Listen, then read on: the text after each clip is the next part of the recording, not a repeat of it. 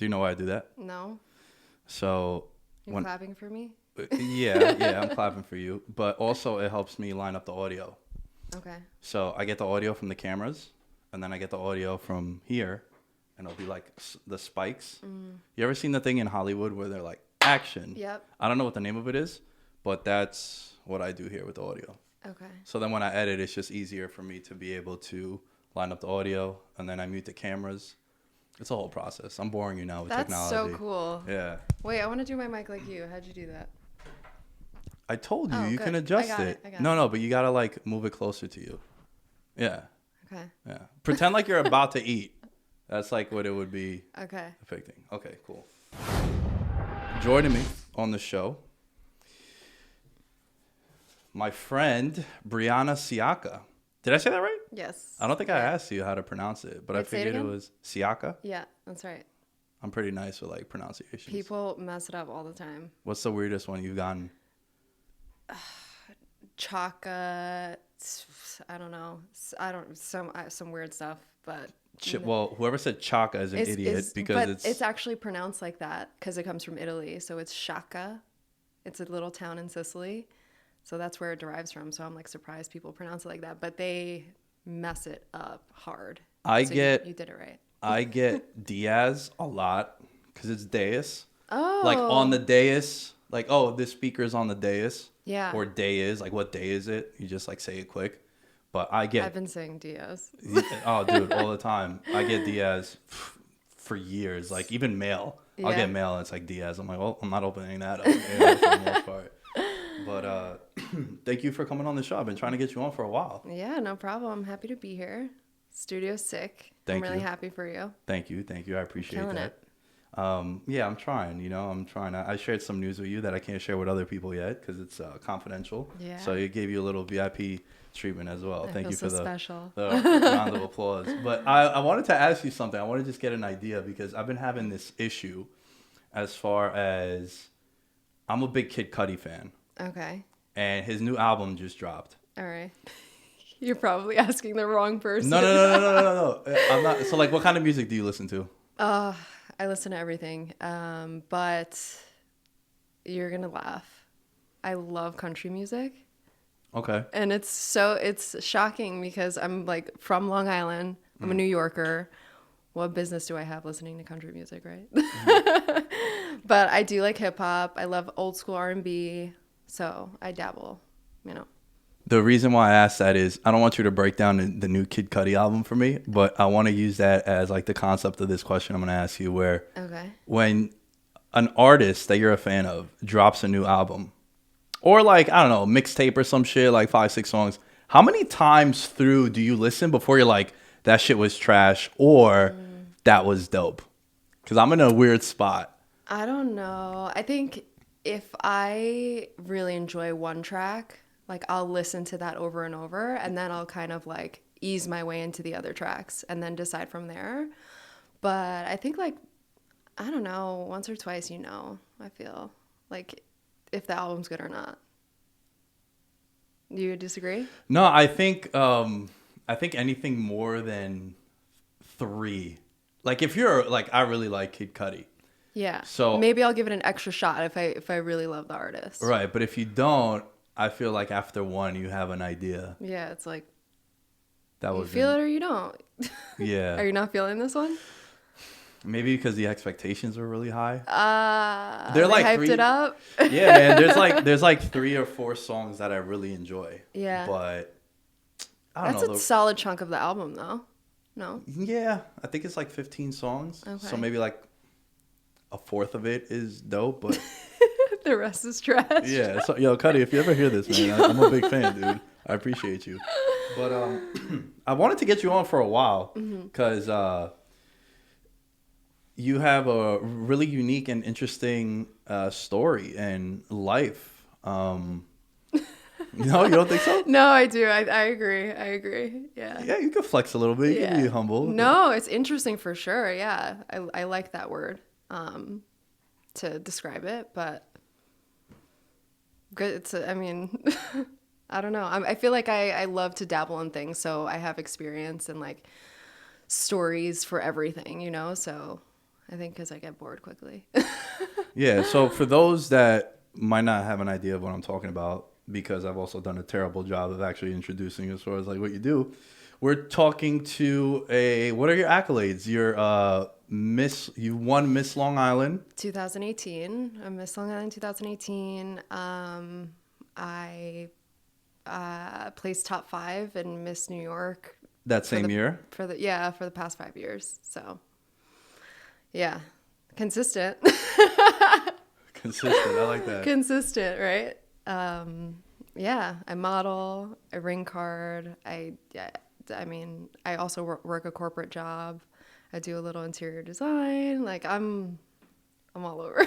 So as far as interior design, what we're in, I am honestly so surprised for a guy. Like this is you got it. Oh, thank you. Got it. Thank you. That especially coming from you who knows about interior designing. I don't know anything about interior designing. I mean, I think you have an eye, like what looks good and what doesn't. So I changed it up a little bit because I had these foam squares that you see. Yeah. I had it like red, black, red, black, red, black. I remember seeing it like was this. Yeah, like the ceiling. They can't. Yo, what the fuck? You just gave away my secrets. Damn it. Sorry. So I the other day I was just looking at it and I don't want to say I'm a neat freak, but there were like little spaces like randomly. Yeah. And I was just like, fuck, yo, why is that over there? And I'm trying so hard to adjust it.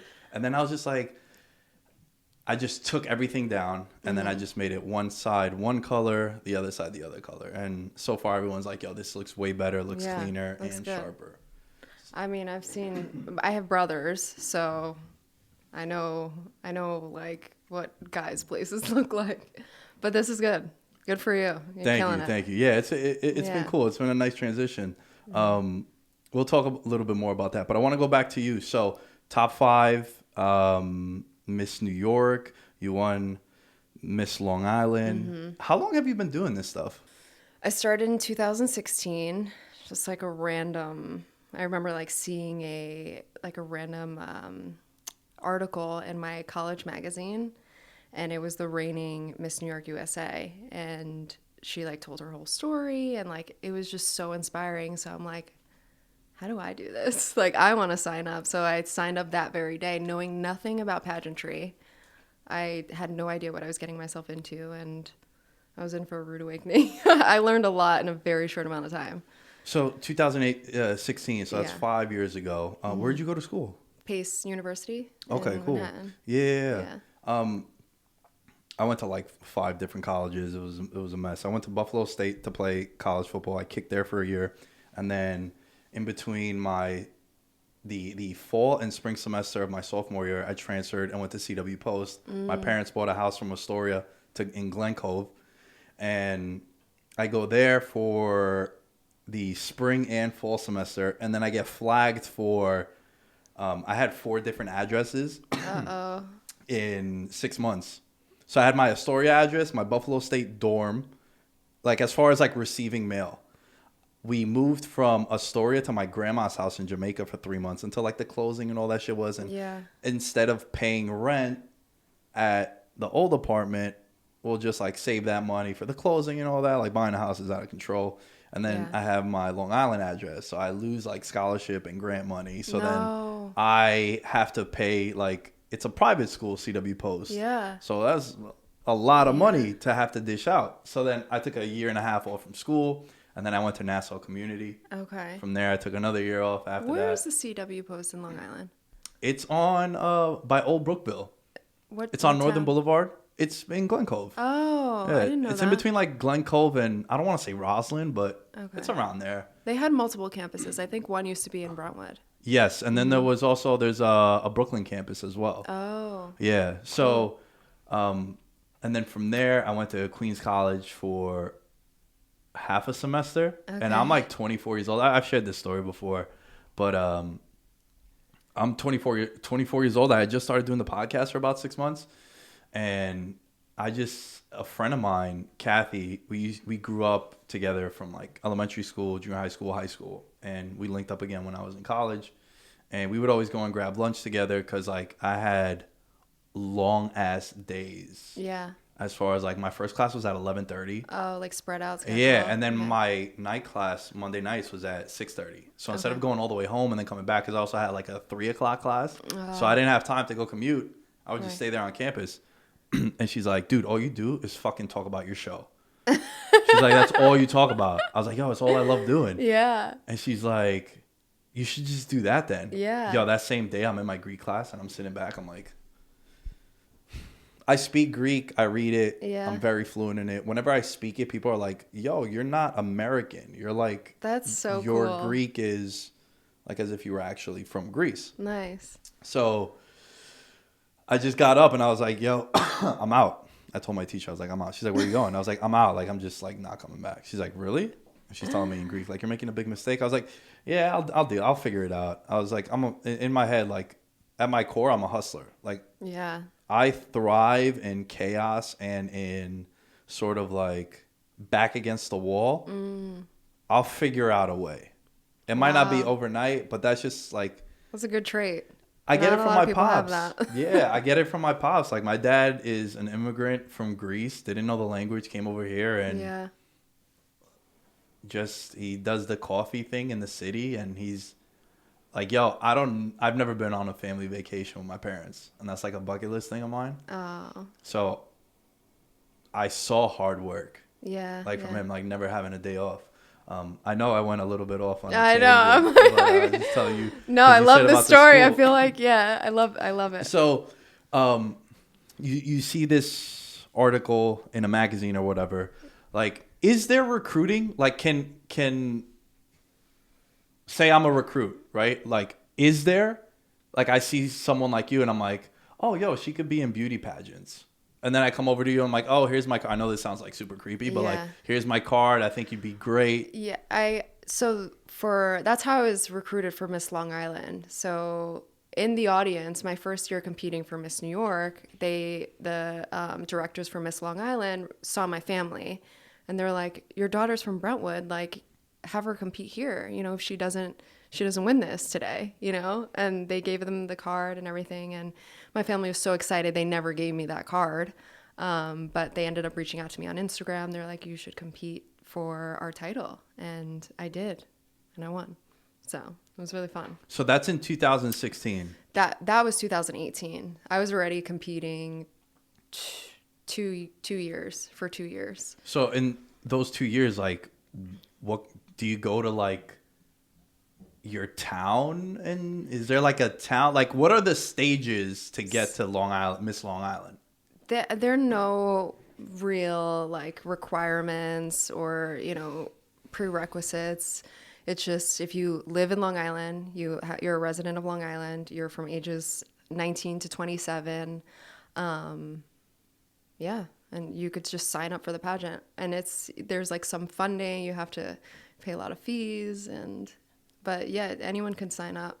But for Miss New York specifically, they do a screening call. Like they'll call you and kind of do a phone interview with you and see if, you know, they want you to be a part of the pageant. And you have to send photos, you have to send videos, and, you know, they'll put you through the next round. And for Miss New York, it's usually like 200 women from around the state.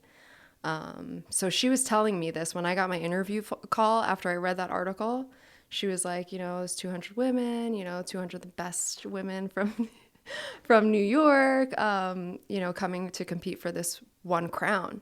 And I'm like, whoa, okay. And I knew, I'm like, I know nothing about pageants. I was in way over my head. So I hired a coach. I did the whole thing, and I just focused hard for like 4 straight months. There's a coach? There are coaches. Yeah. So my coach, I found her on the internet. She was Miss New Jersey 2008. She's a total bombshell. Like, what do you expect? The biggest surprise of the podcast. Someone that won. Total bombshell. She placed top 5 at Miss USA. Like, she knew what she was doing. So when I spoke to her, I didn't know this at the time, like she's selective with her clients. And I remember her saying to me, like having one look at me, she goes, we're going to win.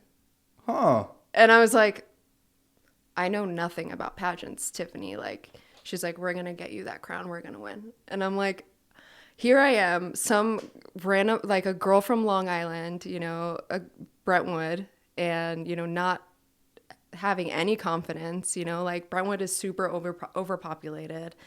Like, you were treated as a number. Like, it wasn't an environment to like find your full potential. So I was just like, I didn't see myself that way.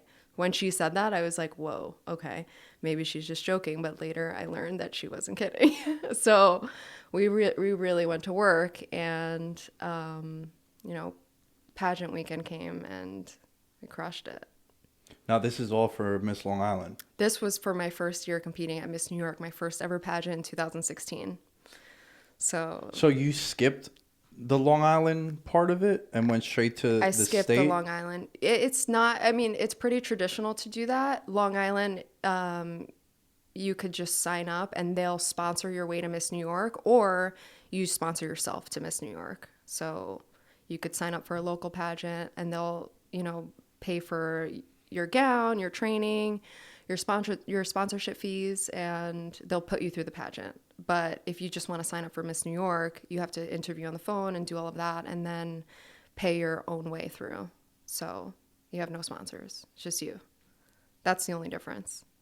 So you don't need to necessarily take certain steps to get to Miss New York. So that was one of like the questions that I had. Like, what are the steps for you to get to, like, I thought, again, I'm an idiot. I know nothing about this. That's why you're on here. I thought it was like, yo, you win your region or your town. Yeah. From From there, you win your borough or county. No, yeah. And then from there, you're like, oh, you're all right. We have Miss Long Island. We have Miss, I was going to say Suffolk, but like that's Long Island too. Like, you have Miss Queens or Miss Brooklyn, whatever it might be. And then, because I had a friend I went to college with, Desiree Wiley. She was Miss Buffalo.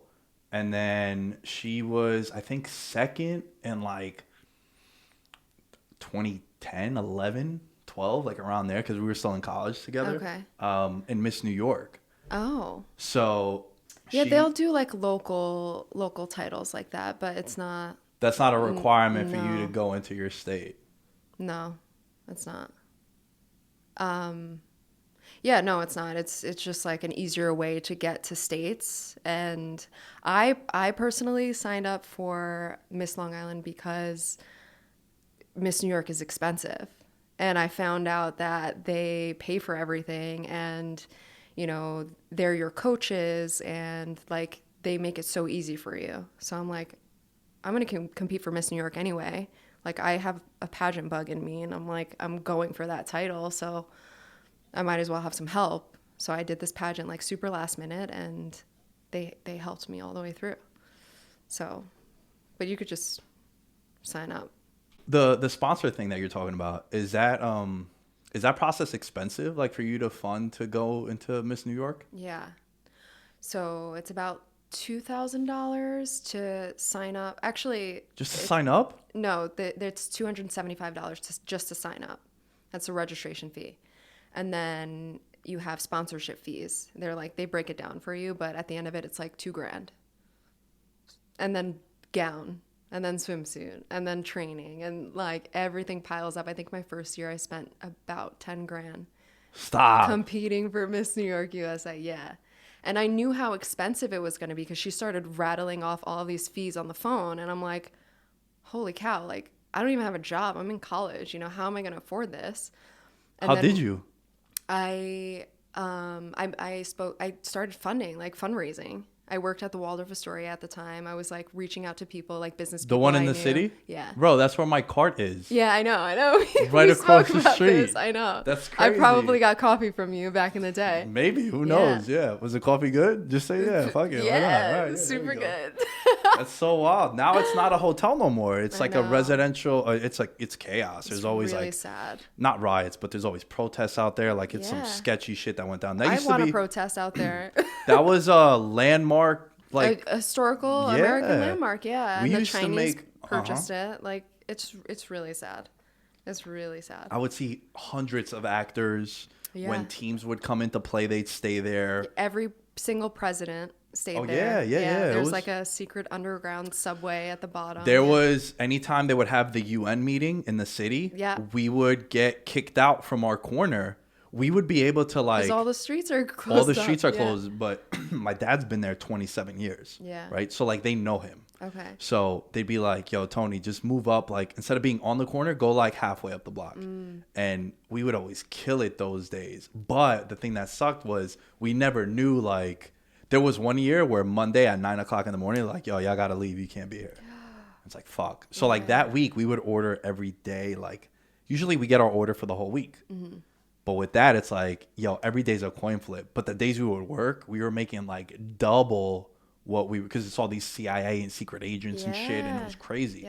And then towards the tail end of the week, the presidents would come out and like all the big prime ministers, and then it would be fucking... Oh my gosh, those were the days. So I used to get like patted down in the hallways. Like, I take the service elevator, and I used to get patted down like every 10 minutes. They would bring the service dogs to us. Oh. And it was weird because we had propane tanks. Oh no. So, like, luckily they understood, like, yo, this is part of our job, you know, like, we're here. And I work in a business where, like, I get a lot of customers that come up to me and they'll be like, yo, you're white?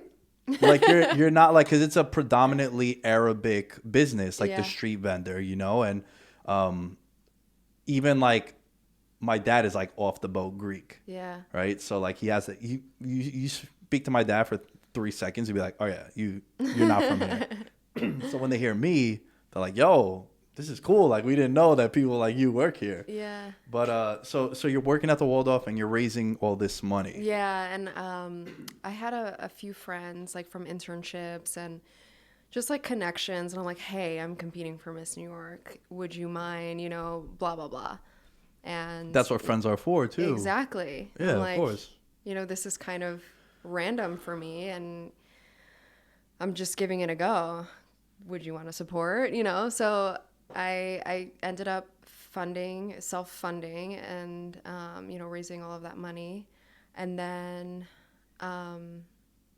yeah. And then I was like, if I'm spending all this money on this pageant, like, I better do well, you know, like I gotta place, you know, this is an investment. So that's why I hired the coach. Is there, when you place, like, what are the spots that place?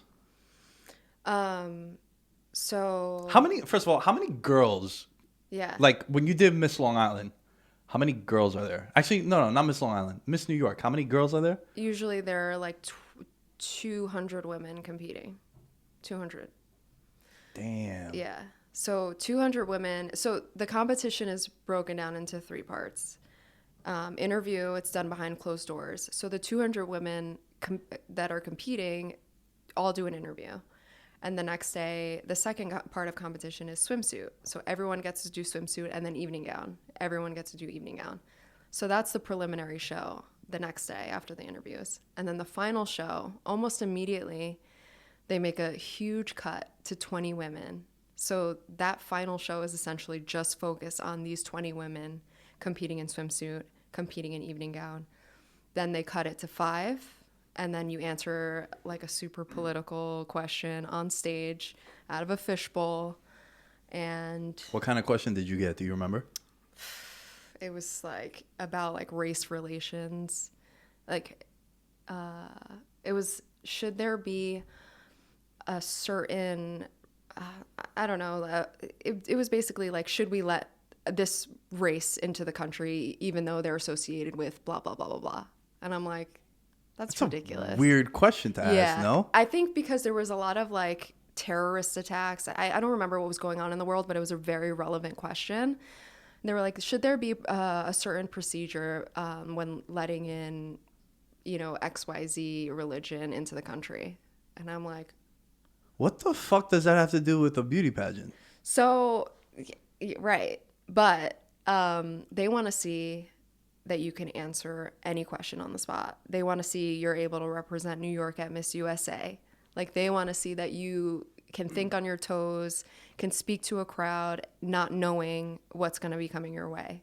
So, I mean, it's super tough. And, you know, what do I know about race relations? You know, like, But yeah. If I got asked that question, I would like, my mind shuts off when politics come up. Yeah. Like, you have no idea how fast. Like, I'm just like, I know that there's Democrats and Republicans. That's about it. Yeah.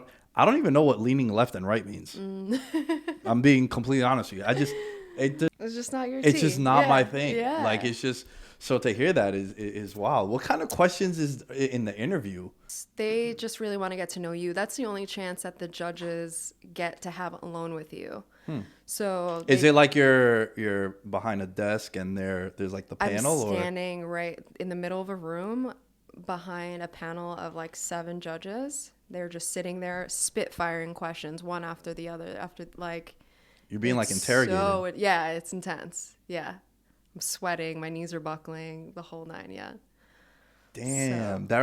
So I was gonna be a Nassau County police officer. Yeah. And then I've told this story so many times, but long story short, I got a speeding ticket. I did a 70 and a 50. Right. And then I had to pay a retainer fee, and I had to pay a lawyer to get it overturned and whatnot. So I had gotten pretty deep into the process, and when I went to the orientation, and they did something like that too. They had all of us in there, and we had to take a drug test, and like you had to have your hand up and like make sure like your back is to them. And they're like, all right, with your left hand, grab the sample, right hand unbutton. Like, it was crazy. What? You have to, like, pee, like, you're not peeing in a bathroom. You're peeing, like, out in the open, kind of. But you have your back to them and shit. Okay.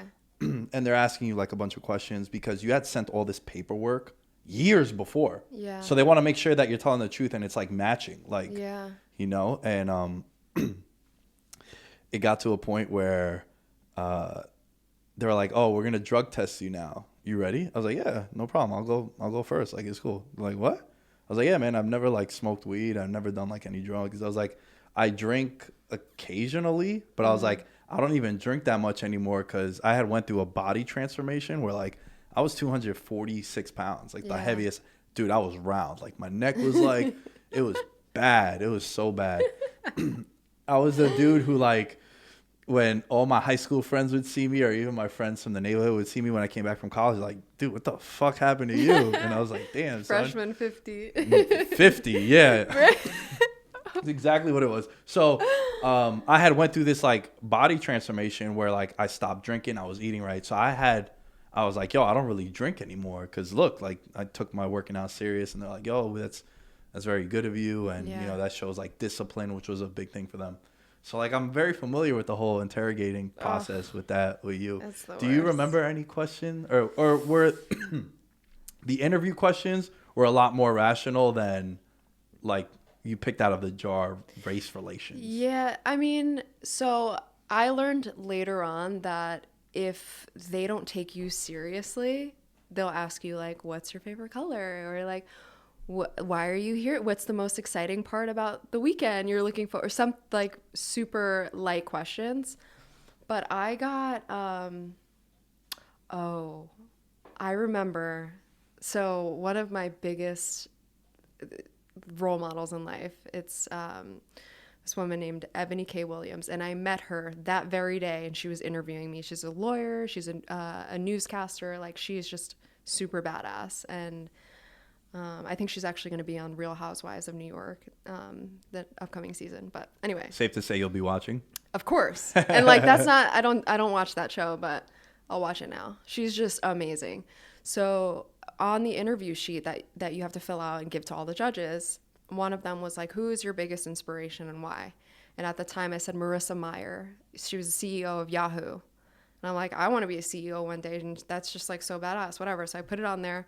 I gave it to her, and she was like, how do you feel about, and she like asked a super controversial question, like something about Yahoo. Like, I think Marissa Mayer like did something sketchy, and she was leaving the company, and she was like, do you think she deserves the payout that was on her contract? And I'm like, I think she deserves anything that she signed up for. Yes. Like, no matter what happened, she did sign a contract. And I was like totally taken back. Like, they were spitfiring hard questions at me. And I told my coach, I called her after, and she was like, that's because they were taking you seriously. They want to see if you could do the job. And I'm like, me? And she's like, I told you you're going to win, Briana. I'm like, all right. So it got the next day, actually, this is a good story. It was a preliminary show. Is this the one that was an inspiration to you? No, my coach. Oh, your coach. My Okay, coach, sorry. Miss New Jersey 2008, bombshell. Remember? I gotta see a picture after. I'll show you pictures. She's a bombshell. She watched the preliminary show that next day, and her whole demeanor changed. She went from, Briana, you're gonna win. You got this. You're gonna win. To, if you make top 20, I'm gonna be so proud of you. Yo. And I'm like, that's foul. Why'd she gas you beforehand? I know. Then? And I'm like, wait a minute. Like, something must have changed. She must have seen the competition. Now I'm nervous, Now I'm like, that's terrible to tell you right before you're about to go out. Well, I performed that day. She was like, you did great. If you make top 20, I'm gonna be so proud of you. She told you this after the whole swimsuit yes, and the preliminary show. I was gonna say, bro, if she told you that before you went out there in the gown and all that, that'd be fucked up. No, she was hyping me up before. Okay. And then after the show, she's like, if you make top 20, I'm gonna be so proud of you. And I'm like, you know what? I'm gonna be so proud of myself. This is my first pageant. Like, I had no idea what I was doing 3 months ago. Like, this is such an achievement for me if I make top 20. Next day comes along, immediately they do the cut. They call top 20. And I was one of them. I made top 20 and I was like thrilled. I'm like, you know what? I could go home happy.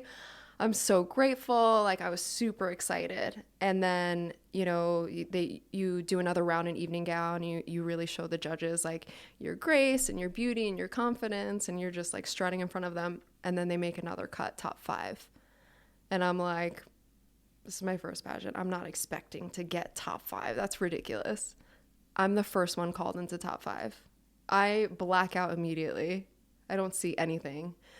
And so being called first top 5, you have to answer your question first. So that's when I get this ridiculous race relations question. I'm black out. Like, when you're just, like so nervous and you're just like so in shock, you don't see anything. You don't know what's going on around you. That was me in front of thousands of people. So, wait, there's a lot of people there? Yeah. Think about it. 200 women, all of their families. Like, all of it, yeah. Like, wow. Yeah. Yeah. It's a lot of people. Damn. So then what happens after that question? After that question. Everyone gets one. All top 5 girls get a question. Did you hear a question that someone else got? And you're like, yo, why the fuck did she get that one? Yeah. Like, some of them get some easy ass questions. One of them was like, would you rather, what was it? I'm already sold. I love would you rather. It's like we come up, my friends and I, with the most like weird, dumb ones. But I'm a big would you rather guy. It was like, would you rather lie or like tell the truth? Something so easy like that. I'm like, I wish I got that question. And then another girl got, what was the most rewarding experience of your life? Oh, that's a good one. Yeah, I would have crushed that. What is it? The most rewarding experience of my life. Come on, yo. It changes. You can't say I'm going to crush that, and then when you're put on the spot, you don't got the answer. I think it's a little personal. Fair enough. It's a little personal. Fair enough. But, yeah. I mean, it has to do with my brother and, how the process of him getting clean. It was super, like, I kind of spearheaded the whole thing and, set up therapy for my family. So that's beautiful. And at the end of that, it was like, wow, it taught me so much about my family. That says a lot about you, that the most rewarding thing wasn't something that happened for you. I mean, it did happen for you because, like, you love your brother. Yeah. But, like, usually someone would say, yo, I just got this new job, or I bought my first car. Yeah. And I get it. Like, the most rewarding thing for me would probably be the news that I shared with you. Yeah. That I'm not going to share with anyone else. Yeah. Sorry, guys. That your hard work is paying off. Exactly. Yeah. But that's also, like, selfishly there. Mm-hmm. Where, like, yours, I don't think either is bad. Yeah. But I commend you for that. Thank you. Yeah. So, I mean, at that point in 2016, standing up there as a 20-year-old girl, essentially, like, I didn't have to deal with that yet. So my answer then would have been much different from now and, the past 3 years or whenever it happened. So, but yeah, so top 5 answers their questions. I don't see anything at this point. I'm like, where am I? Who am I? Who do I think I am? You're just super gassed. Like, I'm yo, super gassed. I'm like, can I just go home now? I'm so excited. I want to celebrate and eat a cheeseburger with my family, you know? And then, you know, they start narrowing it down, like fourth runner up, third runner up. And I don't hear my name being called. So next thing you know, I'm standing there, top two, holding hands with another girl, center stage.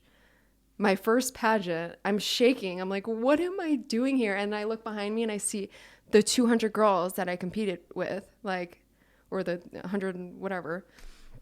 And it was just shocking. And I got first runner up, my very first pageant. And then from then I was like, I want to do this again and I'm going to be better next time. And, you know, I kept getting better and better and better. And like my motive kept changing. Like I dealt with the whole thing with my brother. So my story kept changing. Like I started spreading awareness about mental health. So the way I evolved through pageantry is just, it's pretty insane. What's the training like? Because one of the reasons why when I saw you working out, I was like, yo, you work out like aggressive. Like you're like angry when you're working out. I was like, I don't see girls working out like that. And like you were going ham. I lift. And no, but even like your intensity too. Yeah. You know, like I don't even see guys working out like that. Mm-hmm. And I was just like, what the hell? And then I find out your story and I was like, oh, you train like that. And then that's when I was like, yo, I would love to speak to you on the show just because it's a dope story. So like, what's your training regimen like? I try to get into the gym every day. I usually do weight training. Like I'm naturally slim, so I just strictly build muscle. So I lift heavy, I eat a lot. But yeah, I didn't pick up a weight until I started competing. Like I didn't care or know anything about this. And then when I'm training for a pageant, there's no stopping me. I go in the gym twice a day. Like, is there like a like fighters in the UFC, they have a training camp. Mm-hmm. So like, 12 weeks out of my fight, I go into training camp mode. 8 weeks out, depending. Yeah. What's the duration of your, I guess, let's just call it training camp for a pageant? Yeah. That's funny you say that. Sergio used to be like, you train harder than I did at my fights. Like, this is insane, you know? So, yeah, it was like set up. The coach would set it up for me. So it would be like, she would give me like workouts for twice a week in the beginning. Like, and then it would be like a 3-month window leading up to the pageant.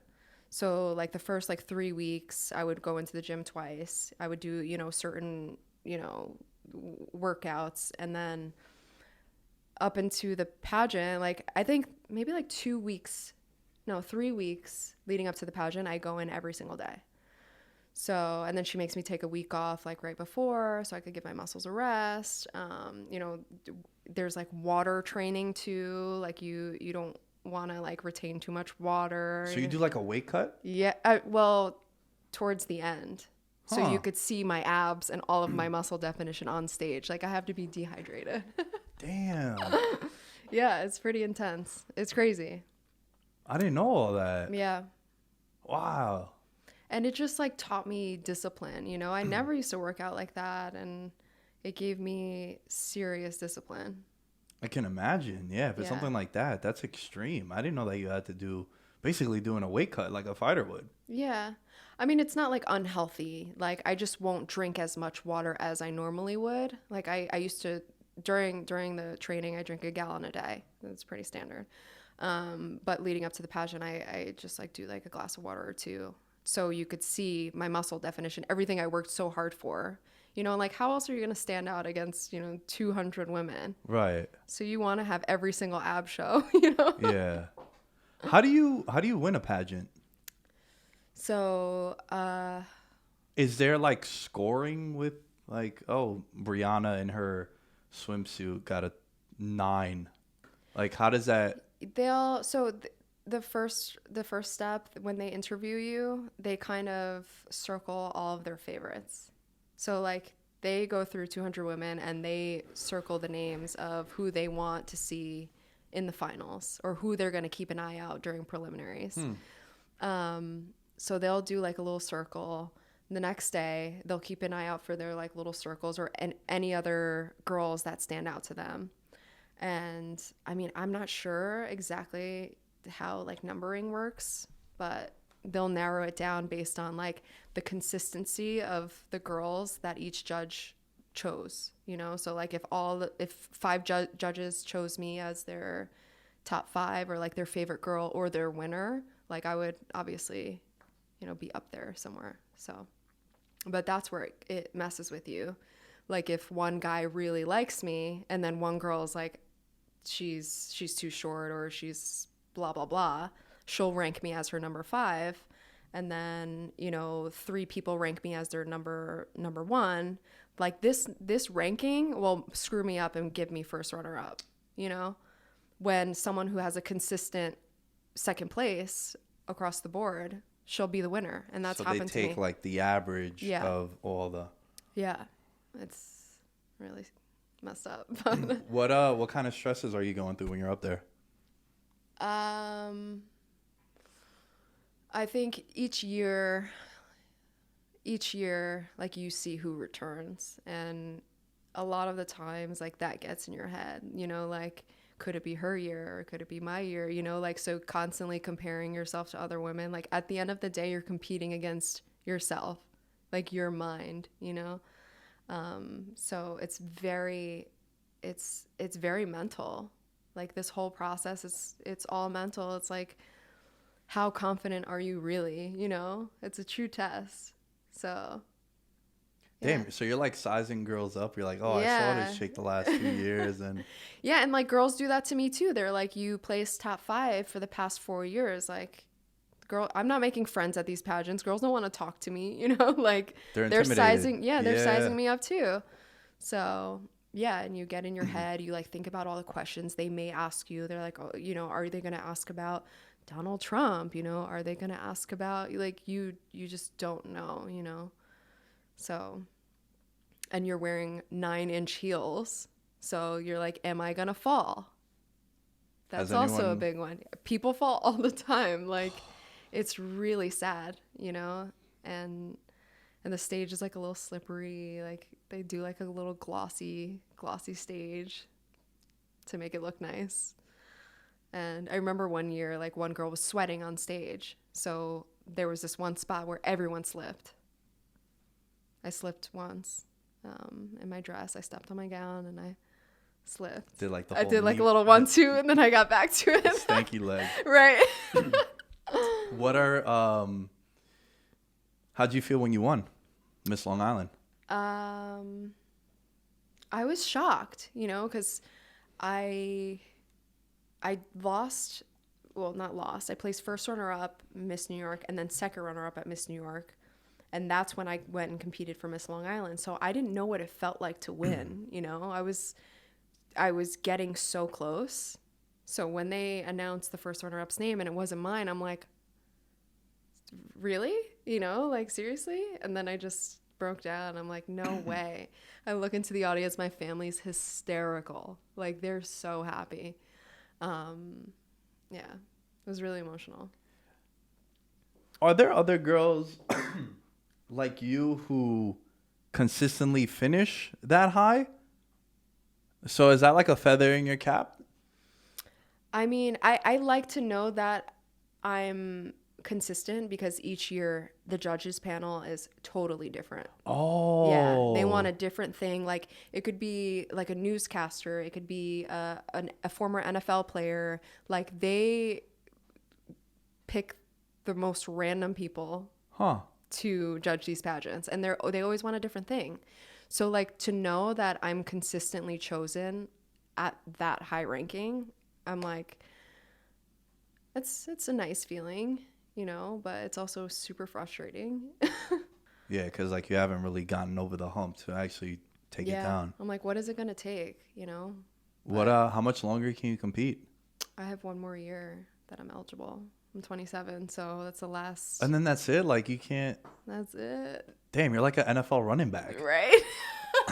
You have like 5 to 6 years, and you then know what's funny? I heard something. I thought of you. It was you're more likely to have a son compete at a Super Bowl than have a daughter compete at Miss USA. Just Miss USA. Yeah, because there's 51 women competing, including Washington D.C. And then like football, I don't know how that works. Not comparing like athleticism or anything like that. No, but, no. But statistics wise, they say that like it's just really difficult to get to Miss USA because you're like you're doing all these crazy things in your state pageant, And look at me, 5 years running for Miss New York USA. I'm still not at Miss USA yet, So. Damn. It's great. It's tough. So when you go from Miss New York, what's the turnaround to Miss USA and then to Miss Universe? Because like everyone that knows me, they know that I love Olivia Colbo.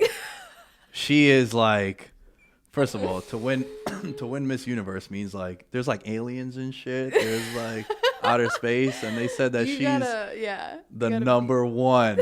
So like she's the number one. And she dates an NFL running back now, Christian McCaffrey. Yep. White running back, too. Like, the guy's the man. Mm-hmm. So, Wait, I have something that you actually would really enjoy. I met her a few years back. Stop. Yeah.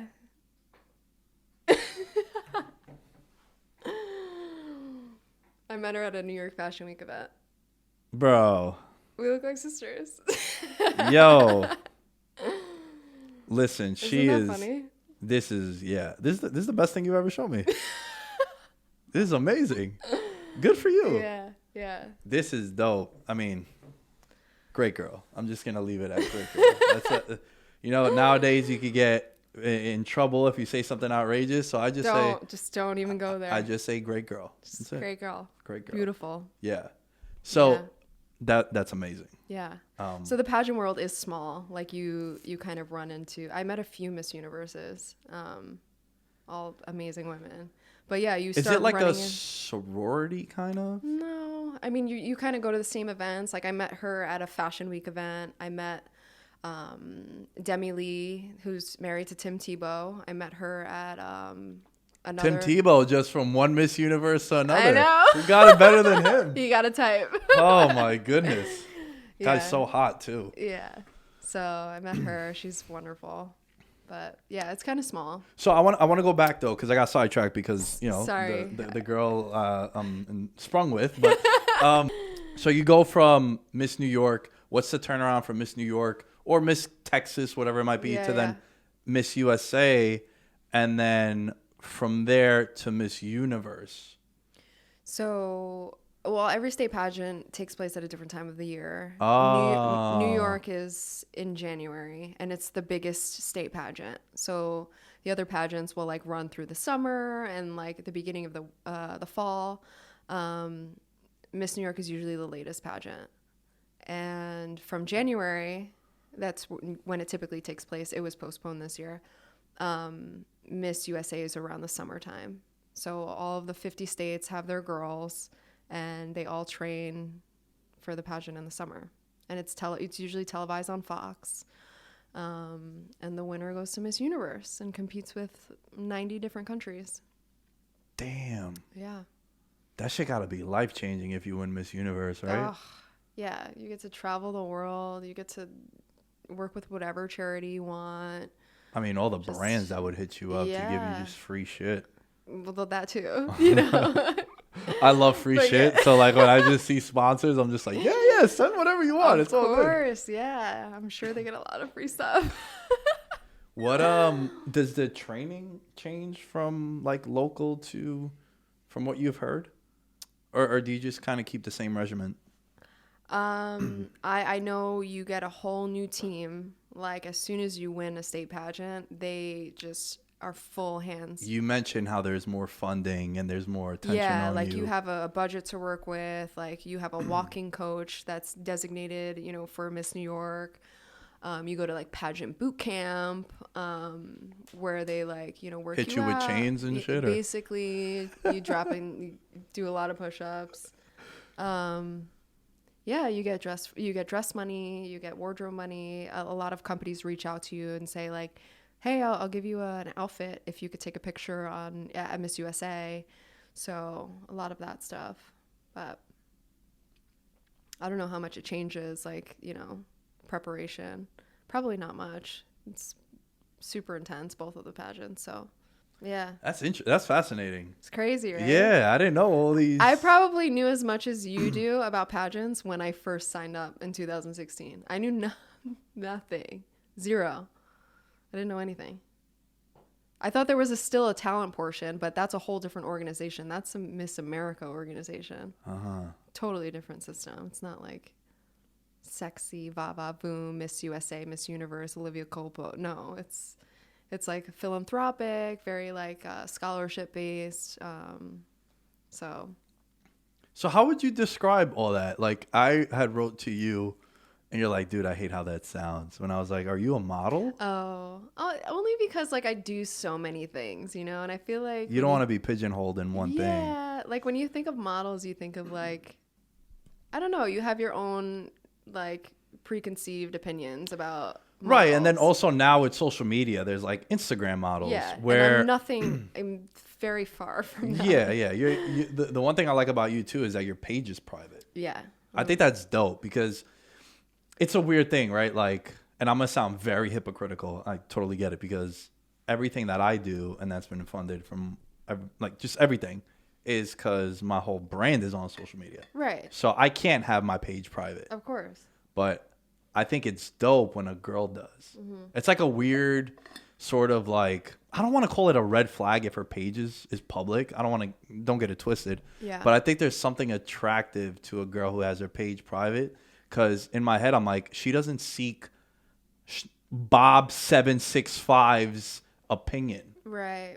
And it's like the people that you choose to let follow you, or know of. Yeah. Does that make sense? You follow what I'm saying? I do. And it wasn't always that way for me. I feel like my mindset changed. Mm-hmm. Like when I was very involved in pageantry and very involved in modeling and that whole kind of lifestyle, like, yeah, I was trying to get the followers. I was, posting pictures all the time. I was public. Like, I wanted that, and now I'm like, it freaks me out having a public page, like having anyone to be able to see what you're doing.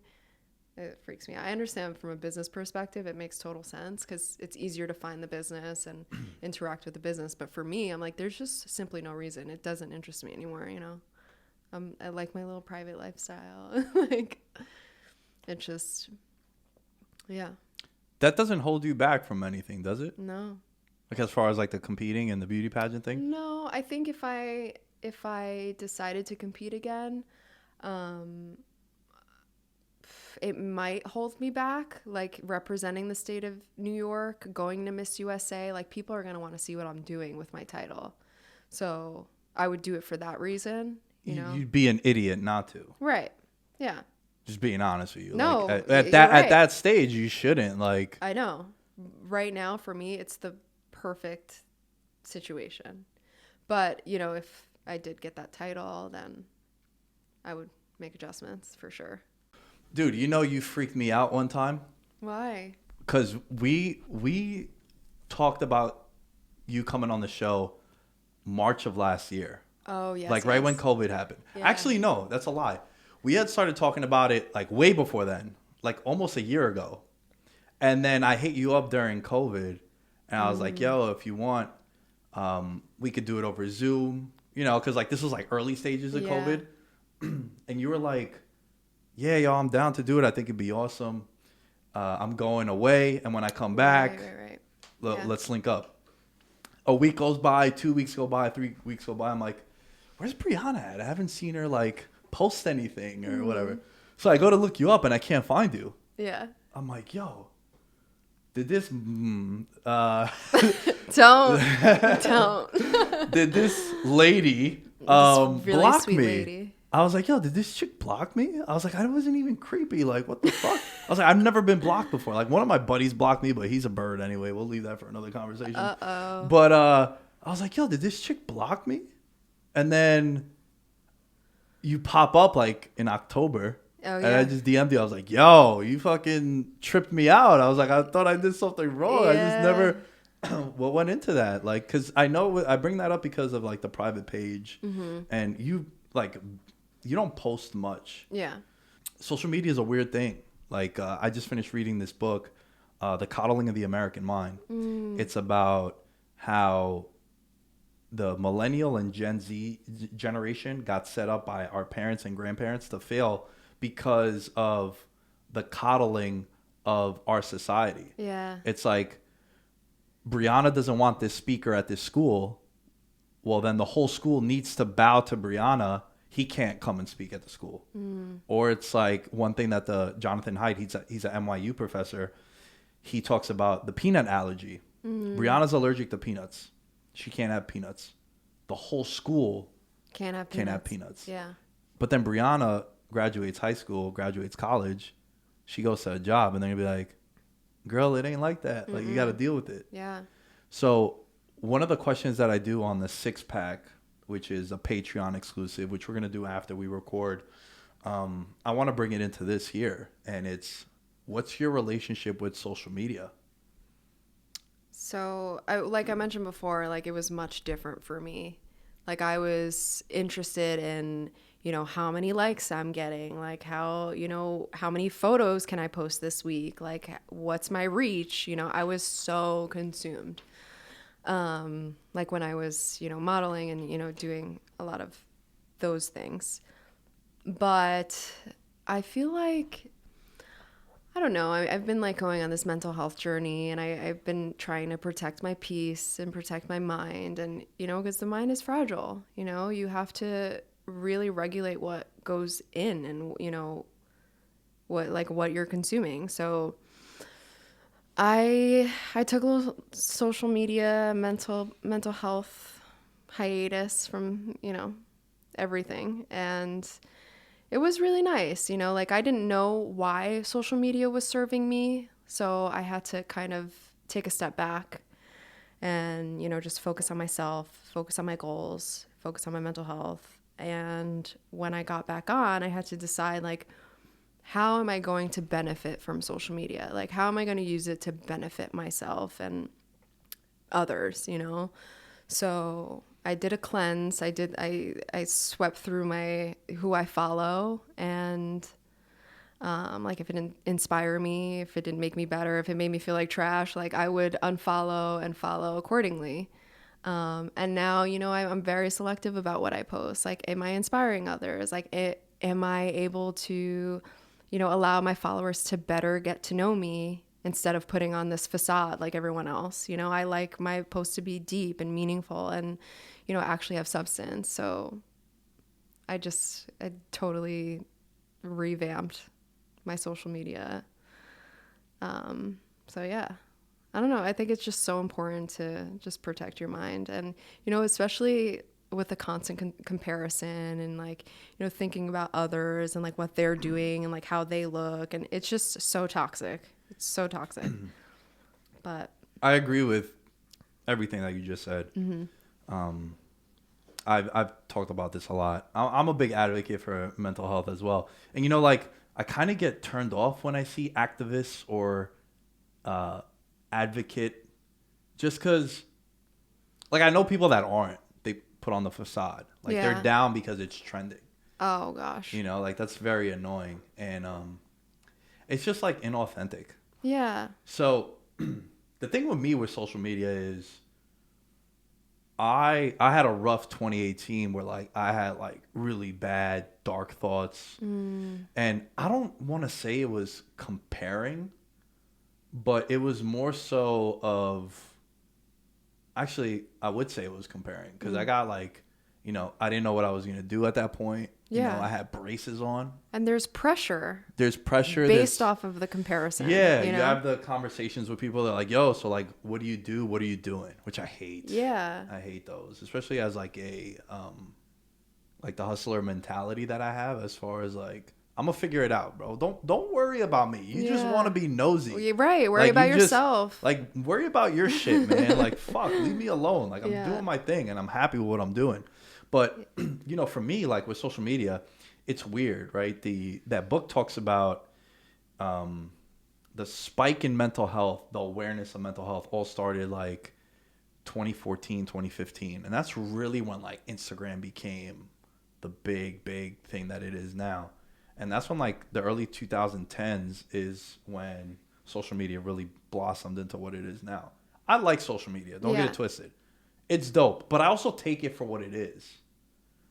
Like, I think when you understand that and you notice what it is, and like, I think it's dope. I think it's cool. I use it for networking a lot. Right. Every guest that I get on, I DM'd you. That's how like we knew each other from working out, but I also don't like talking to people when I work out. Yeah. Like, I think that shit is lame. Like, I hate working out.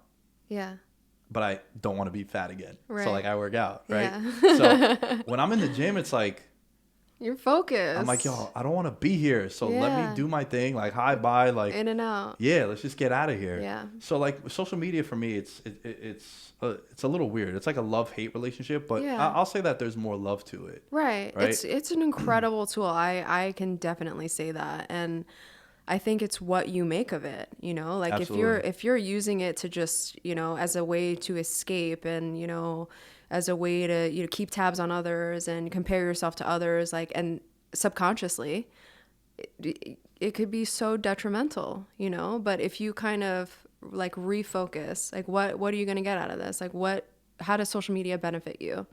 And really see the why behind why you're on social media. Like, it makes all the difference, you know, like, I don't know. Do you get anxiety from social media? I used to. Now I feel like I'm more in control, you know? Well, when you take a step back from it. Yeah. Dude, I would love to do what you did. Yeah. How long were you off for? From May to October. I didn't want to get back on either. 6 months. Yeah. I can't go 3 days without it because like I post all the time for the show. Yeah. Like my entire feed is a show. Yeah. Because it's the one thing I love and care about the most right now in my life. And it's my career now. Yeah. Like I don't want to flip eggs and make coffees. Like fuck that. I'm trying to. No, like if it benefits your life and your business and your lifestyle, like that's amazing. Yeah. For me, I didn't have anything that was tying me to my social media accounts.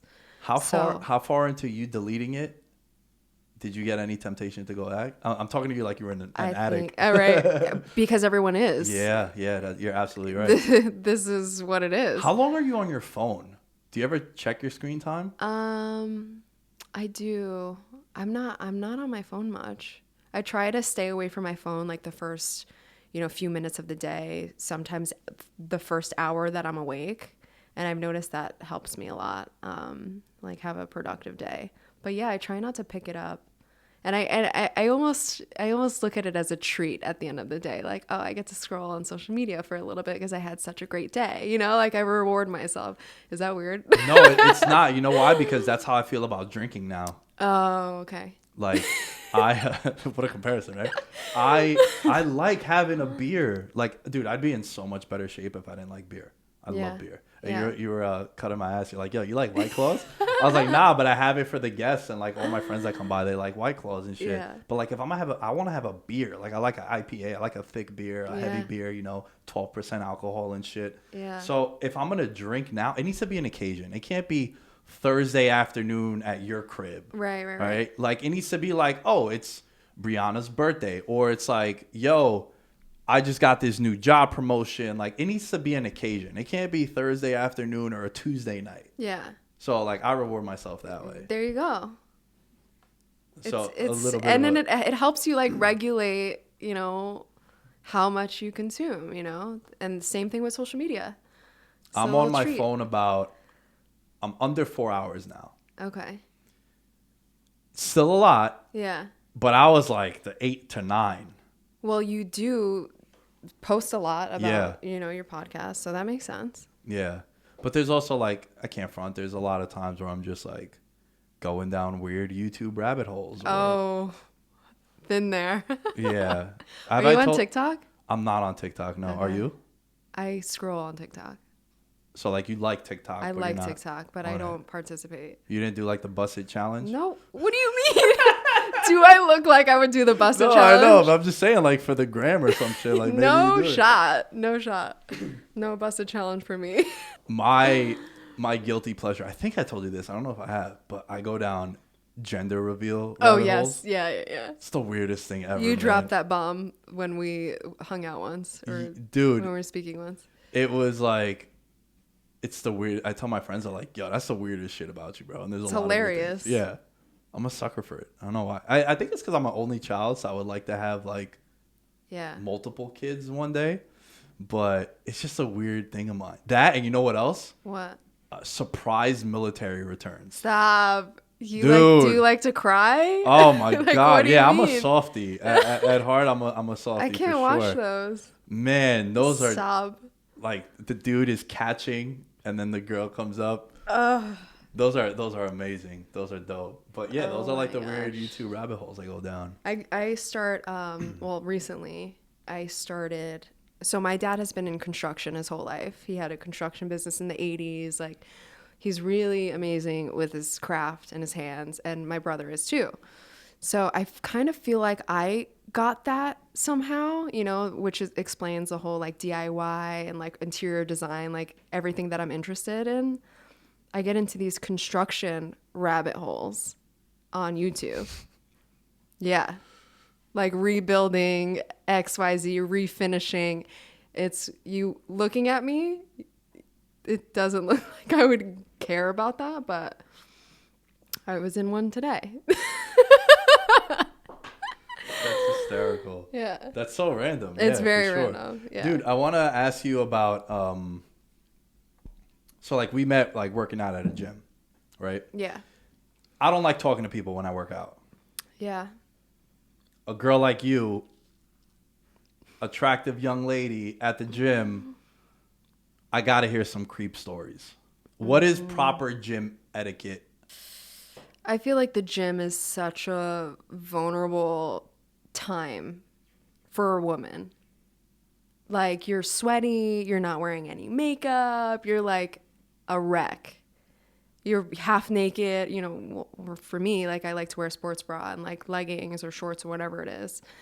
So the last thing I want to do is talk to people like mid squat, like the worst is when, a guy comes over and like tries to like correct your form or like suggest a new like workout or something. I'm like, this is not what I'm asking for right now. Like I'm not in a good state, Like you're in the zone at the gym. You don't want people talking to you, like, right? Yeah.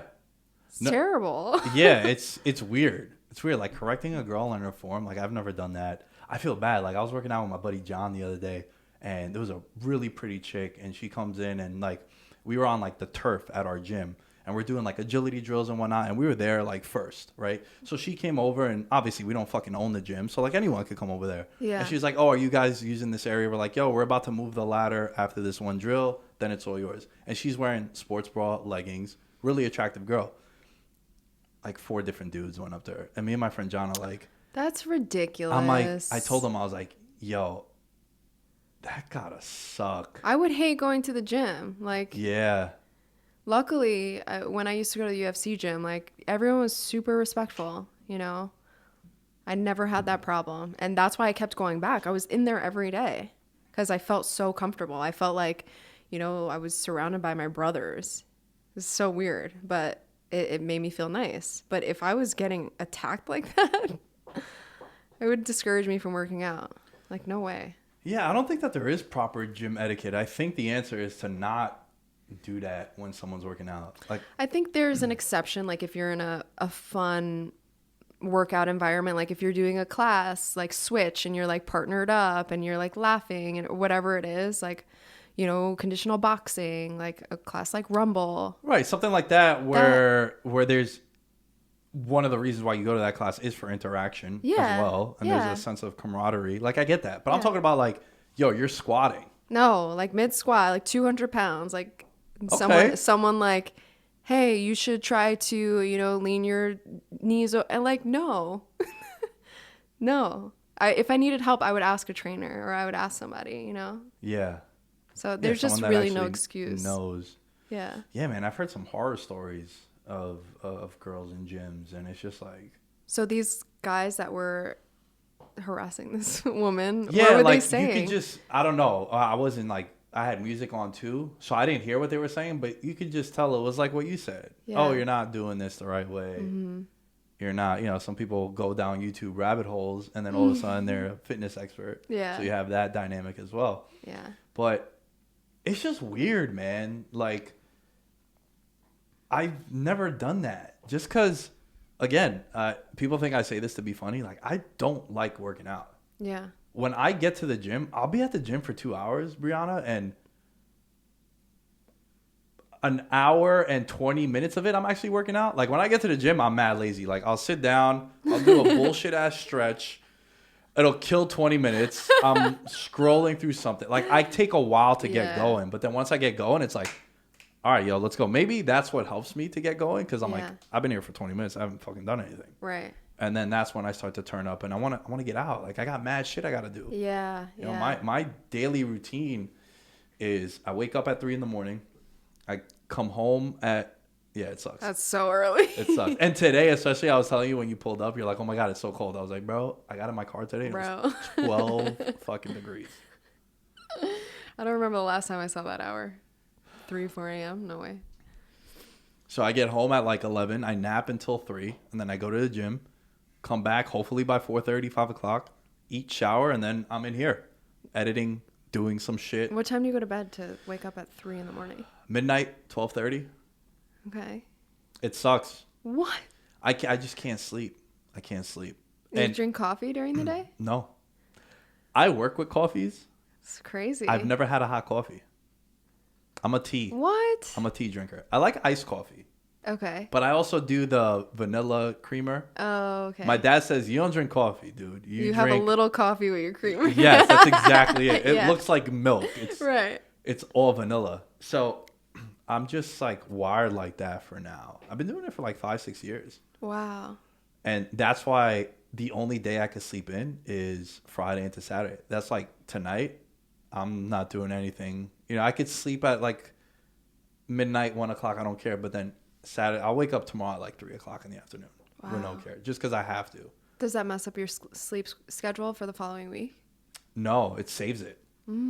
Because you catch up on your sleep. Yeah. Okay. And then Saturday into Sunday, I wake up at like 9, 10 the latest, because then I can't go to bed Sunday into Monday. So it's weird. I don't really sleep like 8 hours. I get 6 hours and 2 different naps. Wow. I don't recommend it. It doesn't sound healthy to me. All right, as we start to wrap down a little bit, are you a sports fan? I didn't even ask, like, I don't even know. Like, are you like, what sports are you into? I like basketball. I enjoy football. I'm not like super into it, but I loved going to like sporting events. That's my jam. Which ones do you like? I used to go to Knicks games a lot. I went to 2 Giants games. Giants or Jets? This is super controversial because my best friend is a diehard Jets fan, but I went to 2 Giants games. So you prefer the Did Giants? Did you think I confused the teams? No. I was going to say, like, because the Giants are, it hasn't been this way anymore, but growing up, they dictated my whole week. When they won, asked me, you want me to do you a favor? I got you. That's so sad. Yeah, because they lost. Because I've been miserable the last 4 years. That's why it's been sad. But yeah, like they used to. So now, like, I think because I've gotten into this field, like, don't get it twisted. I'm still like, there was one time I texted you by accident. Yeah. Because I was on my laptop and I was like, I can't believe these fucking idiots didn't show up. I don't remember. It was a Sunday night football game and they played the Browns. And you were the last person I texted, and then I went to text my buddy Dylan, who's a Giants fan, and I was like, dude, I can't believe these fucking idiots didn't show up. And you were like, what? I was like, I'm so sorry. That was the wrong text, because I was on my laptop and I wasn't paying attention. But I think because I gotten older, like, I've become a lot more rational with my sports love and takes. Yeah. And but they still, like, it's the one thing where I'm like, fuck, I want them to be good. Yeah. Like, it's the one team that I really like. I want to get a tattoo. I have no tattoos. Do you have tattoos? Not a single one. I want to get a tattoo of it's the Joker, because my favorite character ever is Heath Ledger in The Dark Knight. Okay. It's the one movie I've watched literally over 50 times. Like legit. If it comes on TV, like no matter where it is in that movie, yeah, I can watch it. So I want to get that, and he's holding the card, and in the card is the NY of the Giants, because I also like to gamble and play poker. So it's like cool. I got all three things right there. Yeah. But I do think so. Like my birthday's coming up in March, and I'm gonna be 30. Wow, big so, one. Yeah. March what? 11th. Okay. So I'm a Pisces, and that's all I know. I don't know who I'm compatible with. Yeah. Like, yeah, horoscopes is not my thing. But so I want to either go on a vacation, or I might get a tattoo. But that's not the one that I want to get. I want to get a quote from my favorite song of all time. Do you have a favorite song of all time? That's a crazy one. That's right? a tough question. Yeah. So my favorite song of all time is "Foreplay Long Time" by Boston. Okay. It's like a 7.5-minute song. Ooh. The first 2.5 minutes, there's no words. It's just melody and beat. Was it a hip hop song? No, it's a rock song. No way. Yeah. Okay. Legit, Briana, my favorite song of all time. I gotta hear it. And the ending to that song, I want to get tattooed. That's nice. There's a long road I gotta stay in time with. I gotta keep on chasing that dream. No, I may never find it. I'm always right behind it. Ooh. And I'm like, yo, just gotta keep chasing that dream. Yeah. So like, I want to get that. So the reason why I'm mentioning that is because I want to either go on a vacation, especially after today, bro. Today was just made me realize I do not want to be in New York. I want to go to South Beach so bad. It's my I almost favorite. got blown away with the wind, like a wind gust almost just took me right off my feet. Yeah. That's and it's like a unbearable cold too. It hurts. Yeah, it's and like that wind painful. gust. Yeah, so I want to go to. I mean, there's nowhere to go really. Too like everyone's in Miami. You gotta go to Miami. I know. Listen, look, these are from the Clevelander, these coasters. I will not say no to Miami, so I want to go. Go steal more coasters. Yeah, I'm gonna go steal more coasters. Hopefully, no one hears this, but it's like I wanted to go for President's Day weekend, which is in like it's the week after the Super Bowl. Yeah. But I think I might just hold off until my birthday. Oh, that's a good idea. I think I'm leaning towards going to Miami again. Do it. I love it down there. How it's could like you not? normal down there. Yeah. Have you been to Miami before? I've been to Miami many times, but not during. Actually, once during this whole crazy pandemic, but I haven't been recently. I want to go for the Super Bowl. That's dope. You know, last year it was in Miami, actually. Yeah. Yeah. This year it's in Tampa Bay. Mm-hmm. And, you know, at the time that this is going to go out, the Super Bowl would have already went. So maybe you did go down to Miami for it, but it's going to be dope. It's pretty cheap to go down there now, too. Yeah. Like, the flights are like, it's crazy. That's another reason why I really want to go. But I want to go, again, super sidetracked. What other sports are you into? Or are those just the two? I love baseball. Really? Yeah, I love baseball. My brother was a baseball player growing up. My family only watches the Yankees. They don't care about other sports. So I grew up a Yankee fan. And then I love hockey. Hockey's so fun. Hockey and MMA are my favorite two sporting events to go to. Oh, and I love boxing. Yeah, to go in person. Yeah, Dude, you were a ring girl. I was a ring girl. Yeah. And you know what? Some of the fights that I worked, I never liked boxing. I think it's too aggressive. Fighting used to freak me out. But some of the fights that I work, you will see me on national TV cringing and covering my eyes and like squirming in my chair while these guys are just going at it. And I'm in the back like terrified. There's spit flying all over me, blood everywhere, and I'm just like terrified. And then I have to get up and, you know, carry the card like almost immediately after this guy just got knocked out on the floor, you know. How did that come about, the ring girl? It's just another door that opened for me through modeling. I met someone who I did a few gigs with, and she's like, hey, are you interested in ring carding? And I'm like, sure. and she put my name on a list, and I spoke to the girl who's in charge. And yeah, and then I started working with Brooklyn Boxing, Corona. I did a few fights. It was so much fun at Barclays Center. So much fun. Damn, that's dope. Yeah, so I loved boxing after that. And oh then, yeah, once you experience something like that. Yeah, and that's why I was like not afraid to go to the UFC gym. I was so excited for the boxing classes. Like, yeah, it's the I tell everybody this, going to an actual MMA event, it's the best bang for your buck. Yo, you're gonna be there 6 hours. Yeah. And you can go and have your drinks. Briana, it's your turn to go get beers. You don't got to worry about like, oh my God, I'm going to miss something. Yeah. And it's dope. And it's just a whole thing. The last time I went somewhere was for my birthday last year. I went to Vegas. So I combined, there was a UFC pay-per-view. One of my favorite fighters was fighting. And I combined work with fun. So like the first couple of days I went there, I met up with my friend. She works for the Yahoo Sportsbook. We went out to dinner Thursday night. She came with her fiance. And then I didn't even like hang out or drink because I was like, yo, I got to be up at 8 in the morning. I'm on a layover, not a layover, but the time differential. It's 11:30 in Vegas, but it's really 2:30 back home. Yeah. So my body hasn't adjusted. Mind you, I'm also up from 3. I didn't sleep that day because my flight, I had to go get a haircut and whatnot. Yeah. So then I wake up Friday morning.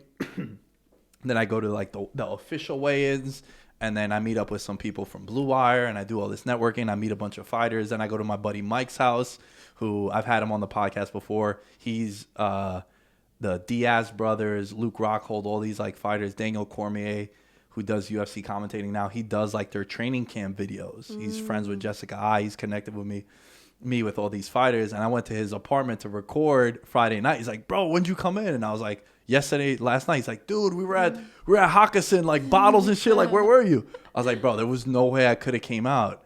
He's like, yo, you came to Vegas to party or what? I was like, nah, man, I actually came here for business for the first time. He's like, yo, little bro growing up. Little bro growing up. But then I go to the UFC event on Saturday, and my buddy Alex, who does some of the graphics for the show, I told him, like, let's meet up in Vegas. We had never met before. He's from Chicago. Okay. I told him, dude, come to Vegas. Like, buy your flight, but I'll buy a ticket for you for UFC. I got the hotel covered. Like, don't worry. And we linked up, and he's not a drinker. So I was like, yo, I don't want to put, like, I love to drink, but I'm not going to do that to someone. Like, if someone don't like to drink, like my buddy Mustafa was here a couple weeks ago, and he hasn't drank in a decade.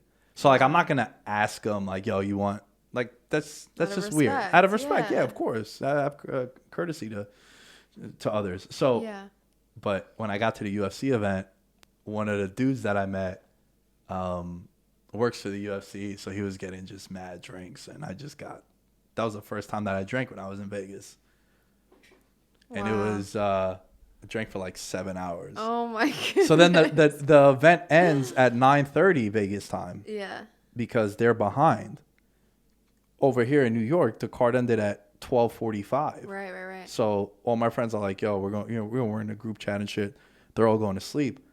I go to the bar after. I turned to Alex. I was like, "I'm a very self-aware drunk." Yeah. Like, if I feel like I'm gonna throw up, like I'll never like throw up like spur of the moment, right? Like I know this is like really gross. Like I don't even know I'm bringing it up. But like if I feel sick or if I feel like I've drank too much, I'm not gonna keep going. Yeah. So I just turned out to Alex and I was like, bro, I gotta go to bed. He's like, dude, it's 10 o'clock. I was like, I know this is terrible, but I was like, I'm not gonna be able to like survive it. So I told my buddy Mike, I was like, yo, I'm out. He's like, where you going? I was like, yeah, I'm gonna go sleep. He's like, yo, you're kidding, right? He's like, what happened to you? He's like, no, it's good that you know your limits. Like some people don't, and that's how you end up on Barstool. Yeah, and also like, yo, when I went there, I'm a very like I said before, I'm a very self-aware drunk. Like I would never go to. I was surrounded with like UFC fighters and like some people that I look up to, and I made some networking connections. So I drink to the point. That's why I also like beer, because I know I could I can have my Coronas, and it's not gonna like space it out. Yeah, but it's also not gonna be shots. Like you take shots, and then before you know it, it's like that shit hits you all at once. Or like beer, I'm like, all right, yo, I've had 9-10 beers, I'm good. Like I can still be cordial, I could still be self-aware, and I'm here, like I'm present in the moment. Right. I'm not slurring my words and whatnot, because I also mainly went there to network, and I did. But that was the last time that I got to travel, man. March 5th to the 8th last year. So now with not 2020. Yeah, 2020. Oh. Yeah. Okay. So, but like I didn't go nowhere this past summer, Yeah. But it's weird though, because like, I mean, what was there really to like? It was just a terrifying time, you know. Yeah. Not everyone's getting up and going. Yeah. So it's fine. Saved money. Yeah. I wanted to travel every month. Like I had a trip in April to go to nowhere because the UFC was coming to Brooklyn, and I had gotten credentialed through the connections that I made when I was out in Vegas. Oh, cool. So that was like a big feather in my cap. Like, yo, all this shit is working. Like, this is pretty cool. Yeah. And then in May, I was going to go to Toronto, do some interviews. And I also like Toronto. It's a really beautiful city. Yeah. It's New York, but way cleaner. Like, that's the best way I heard that. That's the best way to describe. I would love to go to Toronto. Oh, it's beautiful. Don't go in the winter. I don't want to go to Canada in the winter. Yeah, stay away. I went to school in Buffalo, and like the lake effects is no joke. It's crazy. So, and then obviously COVID happened, and I'm a big soccer fan. So I planned on going to Europe for the Euro Cup. Wow. I had won tickets to 5 different countries, and it was going to be like a whole actual Euro trip. And I was going to be in like Dublin for 3-4 days. Wow. And the main reason why I'm there is for the game. And then of course, like the whole COVID What's the shit. team in Brazil and Rio? Do you know that team? Santos. I think it's Santos.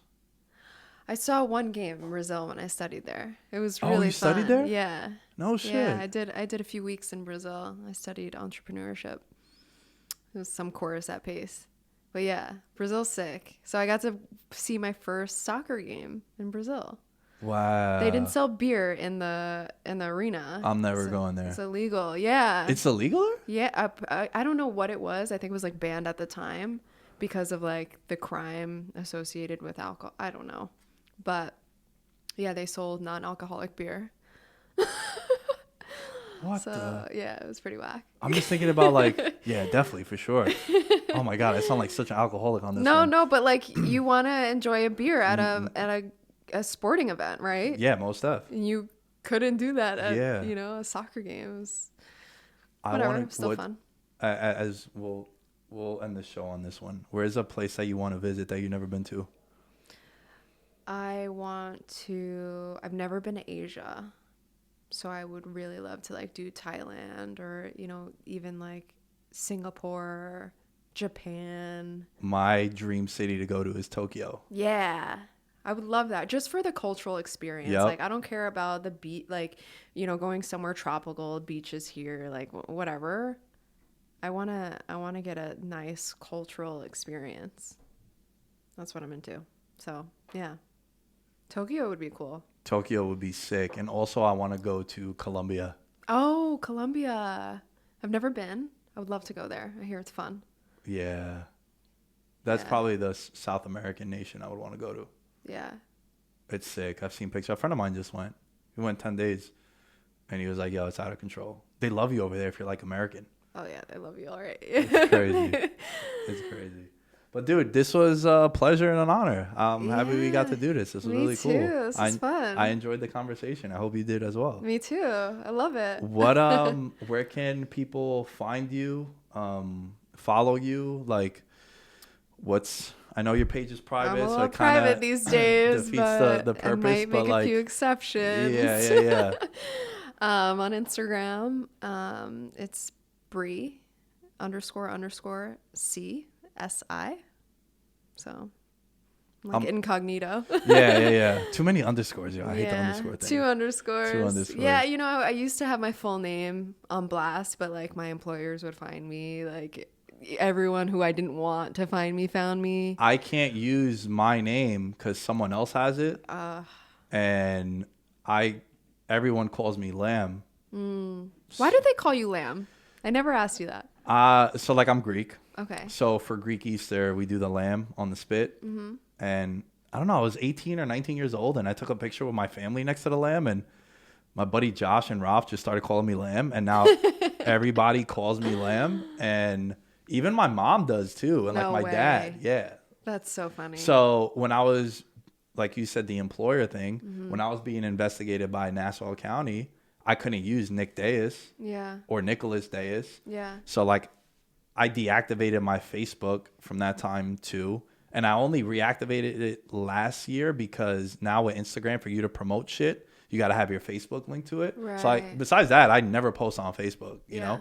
But yeah, so like I just was like, fuck it, The Lamb Show. I like it. Yeah, and everyone I've always wanted to ask you. Yeah, like, yeah. Why are you called that? So that's why, and it's just stuck. Like everyone, like now too, it's just like, yo, they really call you? I was like, yeah, man. Like it is cool because like if you give yourself a nickname, like that's weird. It's a little weird. But my friends, your gave friend, me that. Yeah. So they gave me the cosign, and now that's it. Like people are like, oh, yo, you know, Lamb. They won't say like Nick. Like it's weird. Nick is so generic. Yeah. Like how many people call like themselves Nick who? Yeah. And they're like, oh, Lamb. Lamb. People think it's my last name too. Oh, that's cool. Yeah, but it's not. It's not cool? No, I'm saying it's not my last name. Oh. Yeah. So, well, once again, this was fun. I appreciate it. For all of you listening, don't be a creep when you go to follow it. Maybe she'll make an exception. But again, Briana, this was dope. I appreciate your time. Yeah, thank you so much for having me.